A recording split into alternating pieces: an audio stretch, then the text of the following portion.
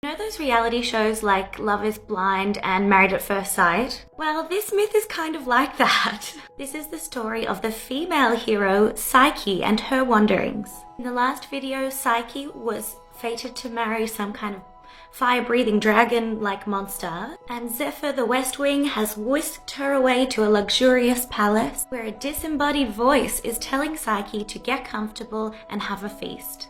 The voice in her head then tells her to get to the bedroom, and this is the point where she's like, oh, I guess I'm about to meet my husband, and she goes into the bedroom. By this time it is nighttime, so she can't see who's in the bed with her. Anyway, they sleep together repeatedly until Psyche becomes pregnant. At this point, Psyche's sisters are like, I wonder if Psyche is okay. She was supposed to marry a dragon-like being after all. Spoiler alert, the mystery husband is actually Cupid. He accidentally scraped himself with his own arrow and fell in love with Psyche, and he is now the husband. So he permits Zephyr the West Wing to carry Psyche's sisters over to the palace where they can go and visit her. So Psyche's sisters visit her and they're like, wow, what a beautiful palace. I'm really jealous. Psyche tells them that yes, she's married to someone and she's sleeping with him, but she has no idea what he looks like.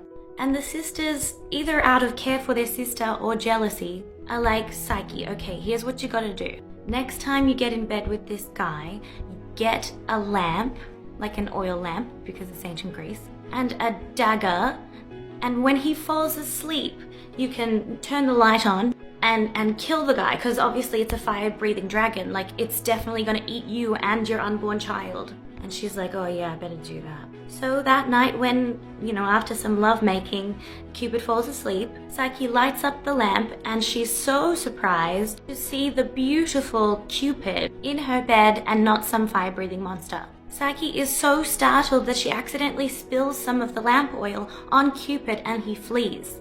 Psyche is devastated and she starts looking around for Cupid because by this time she's in love with him. On her wanderings, she runs into Pan, and Pan recognizes how in love and how sad she is, so he comforts her a little bit.